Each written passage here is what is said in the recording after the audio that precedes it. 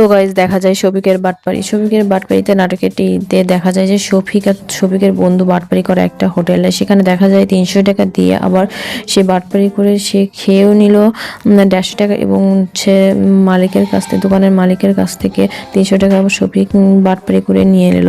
আবার তার বন্ধু বা ছাটাটাও নিয়ে গেল। তো তারা এভাবেই প্রতিটা লোকের কাছ থেকে বাটপাড়ি করে এবং টাকা মেরে নেয়।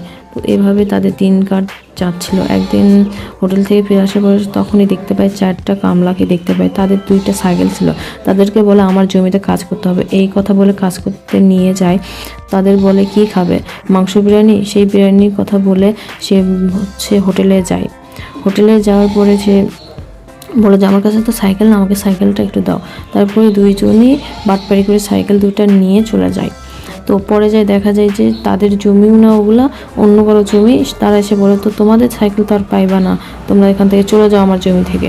তো তারা তো ওখান থেকে চলে যায়। তাদের আর কিছু করা ছিল, তারা পুলিশের কাছে কমপ্লেন করে, এবং যার কাছে সাইকেলটা বেশি ছিল তার বউ এসে বলে আমার স্বামীকে ছাড়াই নিয়ে আয়। অন্যদিকে আবার পরে দেখা যায় যে একটা বিয়ে বাড়ি, সেই বিয়ে বাড়িতে বর পালিয়েছে, বিয়ে করবে না কনেকে। সেটা শোনার পর দুইজনে প্ল্যান করে যে বিয়ে করার পরে গহনাগাটি আমরা নিয়ে নেব। তখনই বিয়ে পরে দেখা যায় যে মেয়েটা এতটাই বিচ্ছিরি কালো, এই কারণে শফিক ভয় করে, কিন্তু তাও ভাবে যে গহনাগাটি আমরা তো পালিয়ে নিয়ে যাবো, আমরা কি বিয়ে করতে এসেছি না বিয়ে করে সংসার করব।